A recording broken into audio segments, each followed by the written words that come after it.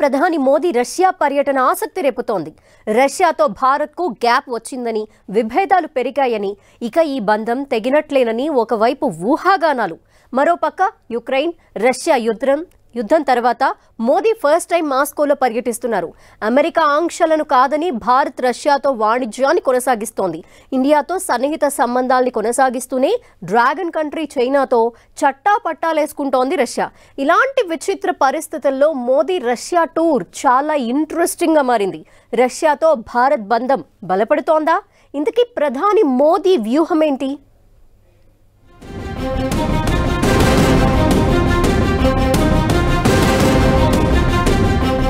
భారత్ దౌత్య విధానమేంటి? మోదీ వ్యూహమేంటి? ఇదే ఇప్పుడు ప్రపంచ దేశాలకు అంతుపట్టకుండా ఉంది.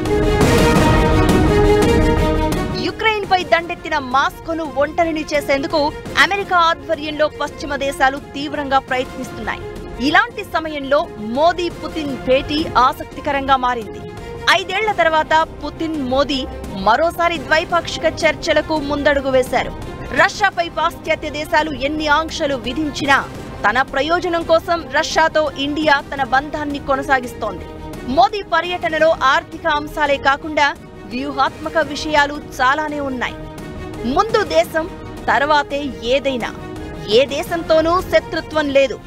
ఎవరేమనుకున్నా మాకు అనవసరం. మా దేశ ప్రయోజనాలే మాకు ముఖ్యం.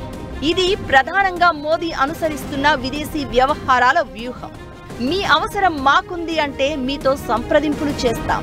మా అవసరం మీకున్నా మీతో దౌత్యం నెరుపుతాం. ఇలానే ఆలోచిస్తున్నారు ప్రధాని. భారత్కు శత్రు దేశాలు ప్రత్యర్థుల గుండెల్లో రైళ్లు పరిగెత్తించాలి.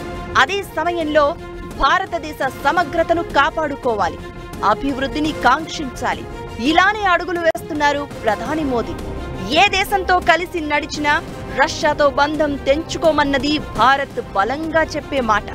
అలాగని ఇతర దేశాలతో చేసే దోస్తీ రష్యాకు చేటు చేసేలా ఉండదని చెప్తోంది. ఇదే విషయాన్ని పుతిన్కు వివరించనున్నారు ప్రధాని మోదీ. పుతిన్తో మోదీ భేటీలో చైనాతో పాటు వివిధ కీలక అంశాలపై చర్చించడం మోదీ ఎజెండాగా పెట్టుకున్నారు. రష్యాతో సన్నిహిత సంబంధాలు మెయింటైన్ చేస్తున్న భారత్ పై అమెరికా వైఖరి ఎలా ఉండబోతోందనేది మరో అంశం. అమెరికా ఆంక్షలను పట్టించుకోకుండా రష్యా నుంచి ఇండియా భారీగా చమురు కొనుగోలు చేసింది. రష్యా నుంచి చమురు కొనుగోలును నిలిపివేయాలని అమెరికా ఎప్పుడూ ఒత్తిడి తేలేదని భారత్ చెప్తోంది. రష్యా నుంచి చమురు కొనుగోలుతో భారత్కు భారీగా బెనిఫిట్ జరిగింది. దాదాపు 2 లక్షల కోట్లకు పైగా ప్రయోజనం పొందింది ఇండియా. మనకు రష్యా పరీక్షా సమయాల్లో పాకిస్తాన్కు అమెరికా కొమ్ము కాసినప్పుడు పరీక్షా సమయాల్లో 62లో కానీ లేకపోతే 64లో కానీ 71లో కానీ మనకు అండగా నిలబడింది. ఇది దరిదాపు ఒక 7-8 దశాబ్దాలుగా మన మిత్రత్వం ప్రూవ్ అయింది. అట్లాగే ఉక్రెయిన్ యుద్ధం ఎరప్ట్ అయినప్పుడు అమెరికా, యూరప్ దేశాలు ఒత్తిడి సృష్టించడానికి ప్రయత్నం చేశాయి. కానీ భారతదేశం వినలేదు. మోడీ కూడా స్వతంత్ర విదేశాంగ విధానాన్ని కొనసాగించాడు. ఆ విషయంలో దేశం అందరూ ఏకాభిప్రాయంతో ఉన్నారు.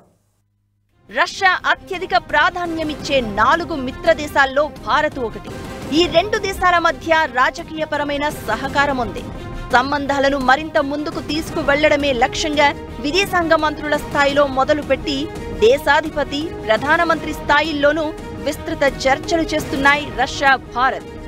రష్యా పశ్చిమాసియా యుద్ధాలు భారత విదేశీ విధానానికి సవాల్గా మారుతున్నాయి. ప్రపంచ వేదికపై ఒక గ్రూప్గా ఉన్న రష్యా, చైనా అమెరికాపై పైచేయి సాధించే ప్రయత్నం చేస్తున్నాయి. డాలర్ ప్రాధాన్యాన్ని తగ్గించే ప్రయత్నంలో భారతదేశం సహకారం కోరుతున్నాయి. అందుకు పెద్దగా ఆసక్తి చూపడం లేదు భారత్. 2014లో మోదీ ప్రధాని అయ్యాక భారత విదేశాంగ విధానం మారుతూ వస్తోంది. ఏ దేశంతో మాకు గొడవ వద్దు, ప్రతీకారాలు తీసుకునే దేశాలతో మాకే సంబంధం లేదు అన్నట్లుగా వ్యవహరిస్తోంది భారత్. మొదటి నుంచి స్వతంత్ర విదేశాంగ విధానాన్ని అనుసరించేందుకే ప్రయత్నించింది. మోదీ వచ్చాక దానిని వ్యూహాత్మక స్వతంత్ర దౌత్య విధానంగా మార్చింది. ఈ క్రమంలో భారత్ అమెరికాకు దగ్గరయ్యేందుకు ప్రయత్నాలు చేస్తోందన్న చర్చ మొదలైంది. 2014లో మొదటిసారిగా రష్యా క్రిమియాపై దాడి చేసినప్పుడు భారత్ దానిని సమర్థించలేదు, ఖండించలేదు. అప్పట్లో క్రిమియా అయినా, ఇప్పుడు యుక్రెయిన్ అయినా పశ్చిమ దేశ విధానాలకు భిన్నంగా భారత్ వ్యవహరిస్తోంది. యుక్రెయిన్ విషయంలో రష్యాకు భారత్ సపోర్ట్ చేయలేదు. రష్యా అధ్యక్షుడు పుతిన్తో మాట్లాడినప్పుడు కూడా ఇది యుద్ధానికి సమయం కాదని స్పష్టంగా చెప్పారు మోదీ. అలాగని ఐక్యరాజ్య సమితిలో రష్యాకు వ్యతిరేకంగా పాశ్చాత్య దేశాలు ప్రవేశపెట్టిన తీర్మానానికి భారత్ మద్దతు పలకలేదు. పాలస్తీనా, ఇజ్రాయిల్ విషయంలోనే భారత్ తటస్థ వైఖరినే కంటిన్యూ చేస్తోంది. పాలస్తీనా విషయంలో మానవతా కోణం చూపించాలన్నారు మోదీ. ఇందులో కూడా రష్యాతో కలిసి నడవాలనే ఇంటెన్షన్ బయటపెట్టారు ప్రధాని. అలా ముందు నుంచి సాన్నిహిత్యం ఉన్న దేశాలతో వ్యూహాత్మక దౌత్య విధానాన్ని కొనసాగిస్తోంది. భారత ప్రధాని మోదీ రష్యా టూర్ వెనక బలమైన త్రిశూల వ్యూహముందా? ఓ పక్క నాటో దేశాలన్నీ యుక్రెయిన్కు మద్దతుగా నిలుస్తున్న వేళ మోదీ రష్యాలో పర్యటించటం, ఆ దేశ అధ్యక్షుడు పుతిన్తో ద్వైపాక్షిక సంబంధాలు నెరపటం దేనికి సంకేతం? పశ్చిమ దేశాలన్నీ ఈ టూర్ని ఆసక్తిగా గమనిస్తున్నాయి. అగ్రరాజ్యం అమెరికా, ప్రత్యర్థి దేశం చైనా కూడా మోదీ రష్యా పర్యటనపైనే చూపు తిప్పాయి. ఇంతకీ ఇండియా వ్యూహం ఎలా ఉంది?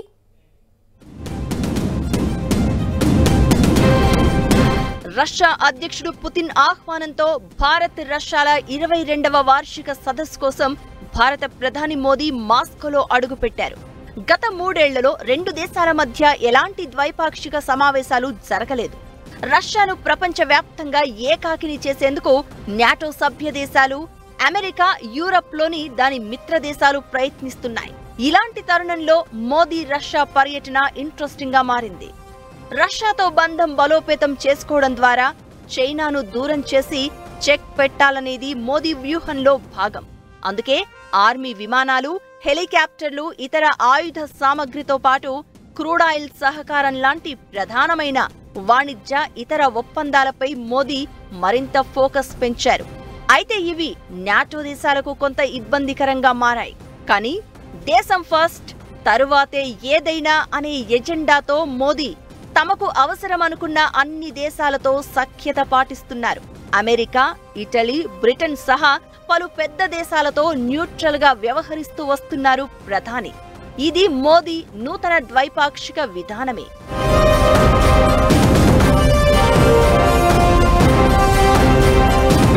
రష్యా, యుక్రెయిన్ మధ్య యుద్ధ పరిస్థితులతో అగ్రదేశాలన్నీ చాలా వరకు అమెరికా మాట వింటూ వస్తున్నాయి. కానీ భారత్ దానికి భిన్నంగా వ్యవహరిస్తూ వచ్చింది. అలాగని రష్యాతో మరీ దగ్గరైపోయి తిరగడం చేయలేదు, హుందాగా వ్యవహరించింది. భారత్ ముందు నుంచి రష్యాతో ఆత్మీయంగానే ఉంటోంది. అగ్రరాజ్యమైన అమెరికాతోనూ స్నేహపూర్వకంగానే మసులుకుంటోంది ఇండియా. రష్యాతో మాత్రం ముందు నుంచి చాలా హెల్తీ రిలేషన్షిప్ కంటిన్యూ చేస్తోంది. సోవియట్ యూనియన్ గా ఉన్న రష్యా మన దేశానికి సైనిక ఆయుధాల అవసరాలు, ఇతర టెక్నాలజీ అంశాల్లోనూ సహకారం అందిస్తూ ఉంది. రష్యా నుంచి భారీగా ఆయుధ సామగ్రి, ఆర్మీకి కావలసిన యుద్ధ విమానాలు, హెలికాప్టర్లను సమకూర్చుకుంటోంది భారత్. మన త్రివిధ దళాల్లో ఉన్న 65% యుద్ధ సామగ్రి రష్యా నుంచే కొనుగోలు చేసింది. అదే సమయంలో అమెరికా నుంచి భారత్ క్షిపణులు కొనుగోలు చేసింది.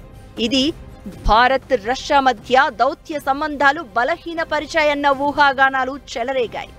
భారత్ తమ మిగ్ యుద్ధ విమానాలను కాదని రఫేల్ను ఎంచుకోవడం రష్యాకు నచ్చలేదు. 2000 సంవత్సరం నుంచి 2010 మధ్య భారత్ రష్యాలో మరిన్ని ఒప్పందాలు జరిగాయి. బ్రహ్మోస్ ప్రాజెక్ట్, కుడంకుళం అణు విద్యుత్ కేంద్ర నిర్మాణం, రక్షణ వ్యవహారాలు, సాంకేతిక అంశాలపై భారత్ రష్యా అగ్రిమెంట్లు చేసుకున్నాయి. International north south transport corridor, green corridor అభివృద్ధిలో భారత్ రష్యా ప్రధాన పాత్ర పోషించాయి. అయితే భారత్ రష్యా మధ్య విభేదాలు తలెత్తిన ప్రతిసారి విశ్వాసం సన్నగిల్లకుండా సహకార స్ఫూర్తితోనే అర్థం చేసుకుంటూ కలిసి వెళ్తున్నాయి. ఇప్పుడు మోదీ ఈ విధానాన్ని మరింత పటిష్టం చేస్తున్నారు.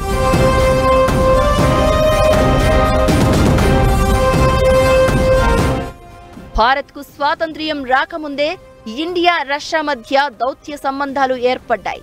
1947 నుంచి ఇప్పటి వరకు ప్రపంచంలో చాలా పరిణామాలు, యుద్ధాలు, ఉద్రిక్తతలు ఏర్పడ్డాయి.